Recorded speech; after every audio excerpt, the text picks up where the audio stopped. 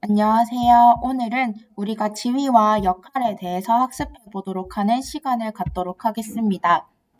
어, 일단 선생님이 가지고 있는 지위들을 한번 볼게요. 선생님은 여자고요. 지금 현재 상모고에서 2학년 3반 담임이라는 위치를 가지고 있어요.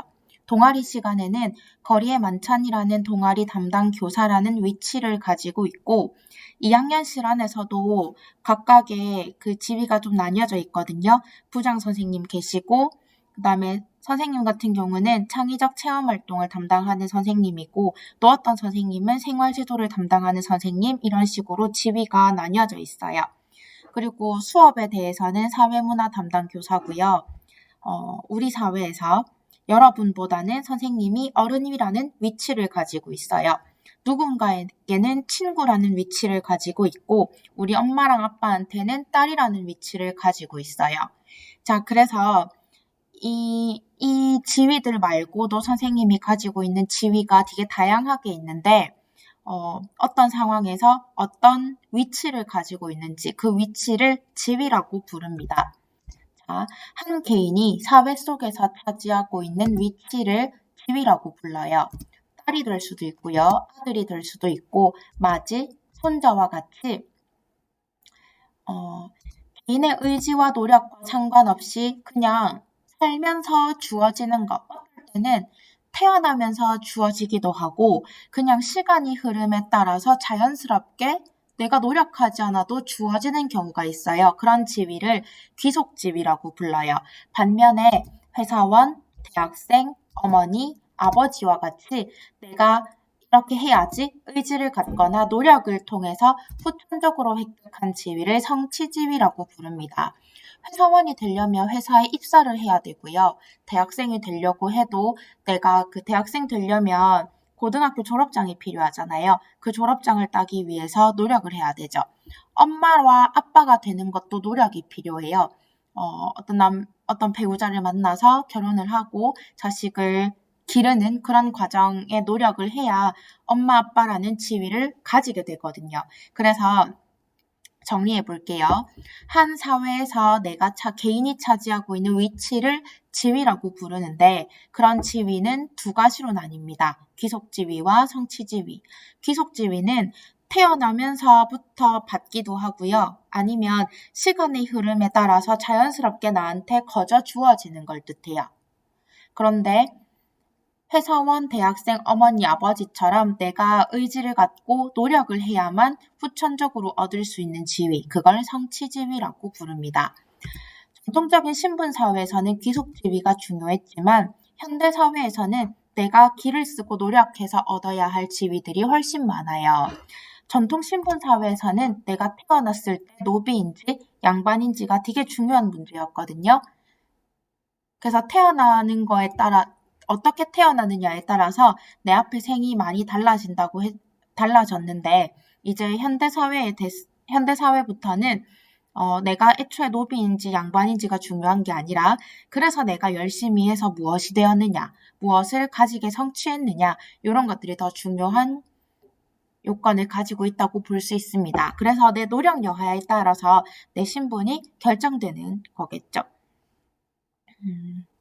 하지만 요즘에 흑수저, 금수저라는 얘기를 들으면 사실 가정 배경이라는 건 내가 태어났을 때 주어지는 거잖아요. 그러면 가정 배경을 비롯해서 흑수저, 금수저라는 지위는 사실 성취지위보다는 귀속지위의 성향이 좀 더 강하죠. 그래서 흑수저, 금수저라는 얘기가 많이 나온다는 건 귀속지위의 영향력이 더 커진다는 거고 그만큼 우리 사회가 내 노력과 상관없이 뭔가 이게 미리 정해져 있는 것들이 더 강한 힘을 가지는 그래서 조금 더 사람을 좀 더 지치게 만드는 그런 힘이 있을 것 같아요. 그런데 성취지위의 영향력이 더 커지는 사회에 살면 살수록 사람들이 더 열심히 노력하게 되고 좀 더 의지를 가지고 뭔가 적극적으로 성취하려고 하는 삶을 살기 때문에 이 사회가 좀 더 바람직하다고 볼 수 있겠습니다. 그러면 연습을 한번 해볼게요. 어떤 게 성취지위고 어떤 게 귀속지위인지를 한번 가려볼게요. 자, 일단 2학년 3반 담임이라는 건 성취지위입니다. 2학년실에서 창의적 체험활동을 담당한다는 것도 성취지위예요. 거리의 만찬 동아리 담당 교사도 성취지위고요. 사회문화교사가 된 것도 성취지위예요. 근데 어른이 된 건 내가 살면서 주어지는 것이기 때문에 거저주는 거죠. 그래서 요거 귀속지위고요.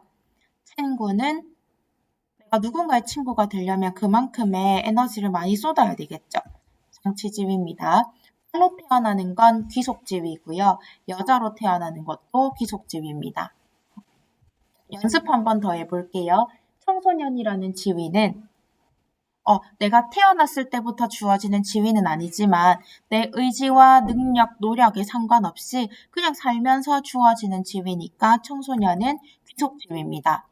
남편은 성취지위인데요. 내가 누군가의 남편이 되기 위해서는 결혼을 해야 되고 결혼을 해서 그 관계를 계속해서 유지해야 되고 노력과 의지가 필요합니다.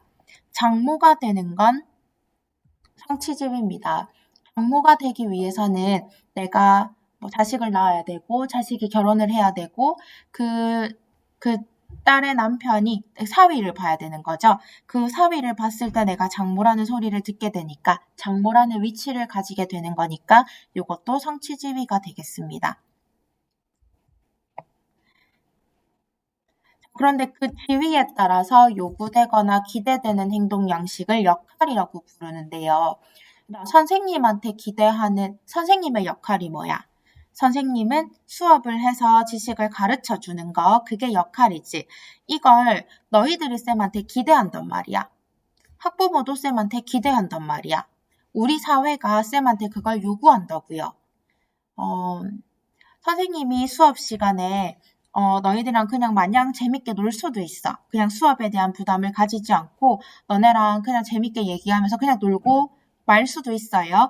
근데 그게 잠깐이지. 우리 사회가 이수진 선생님 열심히 애들이랑 놀아주세요라고 기대하지 않잖아. 열심히 수업해서 아이들을 가르쳐주세요라고 기대하고 요구하고 있지. 이 사회가 그 지위에 대해서 요구하는 걸 역할이라고 불러요. 그래서 역할은 내가 하고 싶은 게 아니라 우리 사회의 요구에 따라서 해야 하는 것이라고 생각할 수 있어요.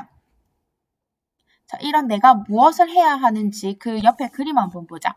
교사라는 건 지위이고 학생을 가르쳐야 하는 것은 교사라는 지위에 따르는 역할입니다. 그래서 학생을 가르치는 것은 우리 사회가 선생님에게 요구하고 기대하고 있는 행동 양식이지 수업을 하면서 술 마시거나 담배 피는 걸 기대하거나 요구하지는 않죠. 자, 그런데 이런 역할이 무엇을 해야 하는지의 역할이 시대나 장소 변화에 따라 달라지기도 하는데요. 밑에 사례를 한번 볼게요. 자, 부모의 역할이 변화되고 있다고 합니다. 전통사회에서 부모의 역할은 아빠의 역할과 엄마의 역할이 명확하게 구분되어서 아빠는 생계를 책임져야 하고 엄마는 집안의 살림을 하고 그런 것들이 아빠와 엄마의 역할이었대요. 하지만 현대 사회에서는 부모의 역할이 많이 변화하고 있어서 엄마도 생계를 책임질 수 있고 아빠도 자녀 양육에 적극적이어야 한다는 이렇게 역할이 바뀐 모습을 볼 수 있습니다. 그래서 사회가 그 지위에 요구하는 게 역할이기 때문에 그 시대적 상황에 따라서 우리 사회가 어떤 것들을 요구하고 있는지를 잘 봐야 돼요.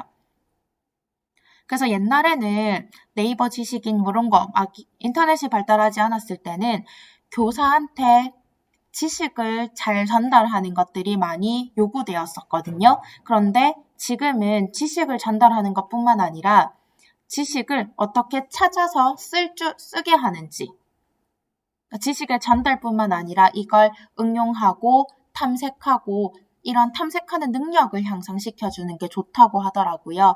그러니까 교사한테 기대하는 역할도 과거와 현재가 달라졌다는 걸 볼 수 있습니다. 자, 그러면 연습을 한번 해볼게요.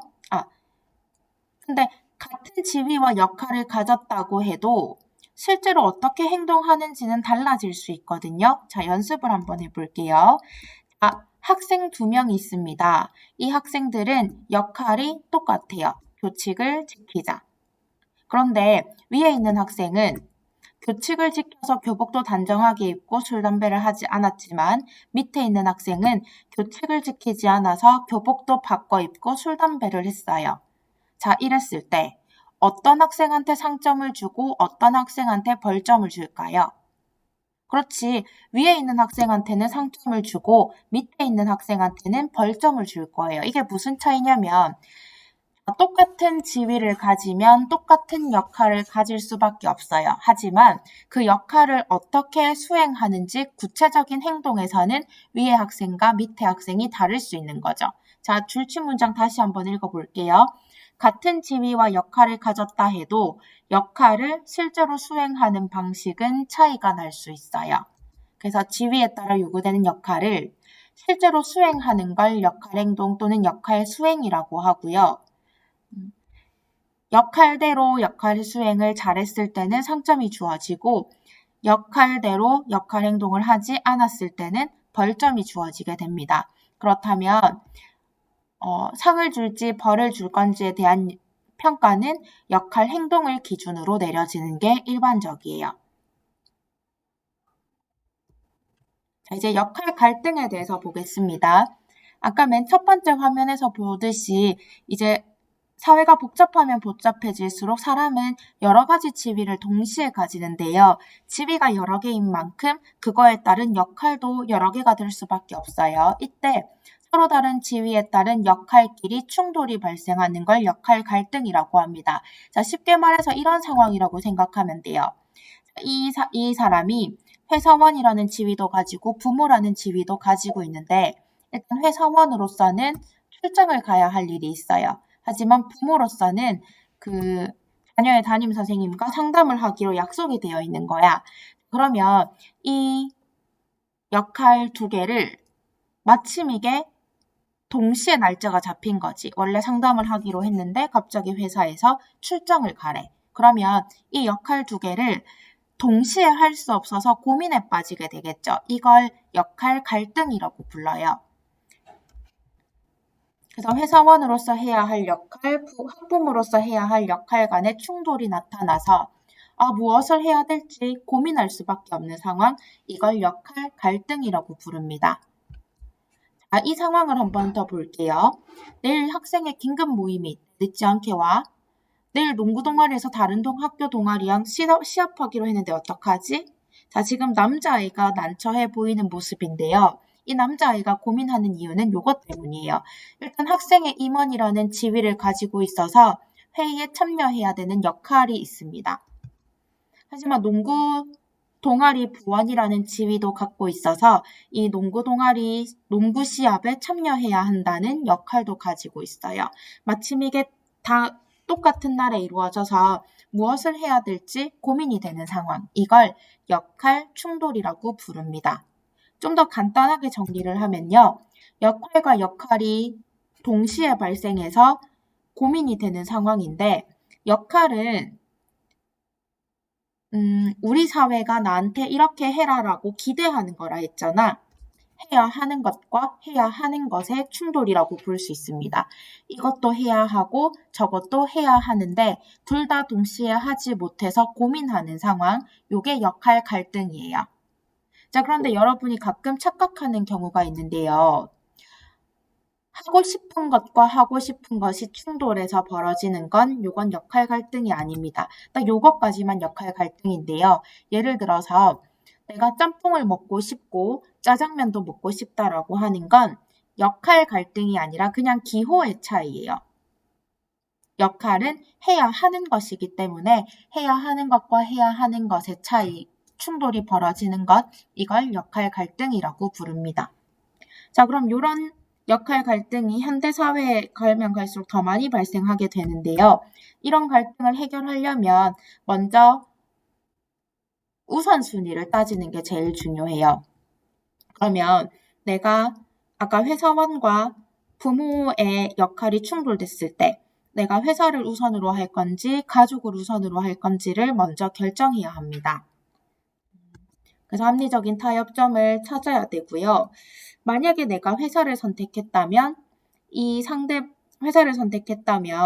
내가 이 상황을 자녀가 받아들여주면 갈등이 많이 줄어들겠죠. 아, 그래, 엄마가 회사 일 때문에 바쁘시구나. 내가 이해해야지라고 자식이 생각해준다면 이 역할 갈등은 무던하게 지나갈 겁니다. 하지만 자식이 엄마를 더 탓하게 되고 막 뭐라 하게 된다면 엄마는 더 많이 힘들게 되겠죠. 마찬가지로 엄마가 그 자녀를 보러 가는 걸 먼저 선택했다라고 했을 때 출장을 그럼 포기한 거잖아요. 이걸 회사가 받아들여 준다면 갈등 상황이 줄어들겠죠. 그래, 육아가 먼저지. 학교에 가서 담임 선생님 잘 만나 뵙고 와 라고 회사에서 말해준다면 이 사람의 갈등 상황은 많이 줄어들게 될 거예요. 하지만 만약에 회사에서 니 잘리고 싶나 하면서 막 이제 타박을 하고 그렇다면 이 사람의 심리적인 갈등이 더 많이 늘어나겠죠. 그래서 역할 갈등을 겪는 상대방의 관용 정신도 중요하게 됩니다. 그리고 이것까지는 개인적으로 해결할 문제지만 사회적으로 어떤 제도를 만들어줄 수도 있어요. 예를 들어서 육아시설 확충하기부터 먼저 설명할게요. 만약에 맞벌이 가정이라서 내가 갓난아기를 키우고 있는데 회사도 가야 된다. 내가 부모로서의 역할과 회사원으로서의 역할을 동시에 하지 못해서 고민이 되는 상황을 많이 겪고 있잖아요. 이럴 때 회사나 국가에서 육아시설을 잘 만들어주기만 한다면 크게 고민하지 않고 육아시설에 아기를 맡겨놓고 회사를 출근할 거 아니에요. 그러니까 이런 식으로 제도를 만들어서 역할 갈등을 줄여줄 수도 있어요. 경찰 제보기 피기는 뭐냐면 만약에 음주 단속을 하는데 친구가 음주를 한 상태인 걸 내가 붙잡았어. 그럼 친구가 야, 우리 친구인데 나 좀 한번 봐줘라고 얘기할 수도 있잖아. 자, 그럴 때 친구로서는 내가 친구를 이해하고 친구를 받아들여주고 친구한테 한 번 더 기회를 주고 그게 친구의 역할일 수 있어. 하지만 경찰로서는 나쁜 상황을 벌을 줘야 되잖아. 그런 게 역할이잖아요. 그래서 경찰 지휘로서의 역할과 친구로서의 지휘의 역할이 충돌될 수 있거든요. 이럴 때 좀 더 경찰 제복이라는 걸 입혀놓으면 너는 경찰이니까 그거에 합당한 역할을 수행해라라고 좀 더 분명하게 만들어줄 수 있거든요. 그래서 역할 갈등, 고민하는 상황을 줄여줄 수도 있는 겁니다. 그래서 현대 사회가 되어서 이제 사회가 복잡해질수록 역할 갈등이 많이 벌어지고 있는데요. 이런 역할 갈등을 합리적으로 해결할 수 있도록 자신의 가치관을 정립하고 우선순위에 맞게 이 상황을 해결하면서 역할 갈등 겪는 상대방이 관용 정신을 발휘한다면 그리고 사회가 이걸 해결하기 위해서 노력한다면 이런 갈등 상황이 많이 줄어들 것으로 기대합니다. 오늘 수업은 여기까지 하겠습니다. 수고하셨습니다.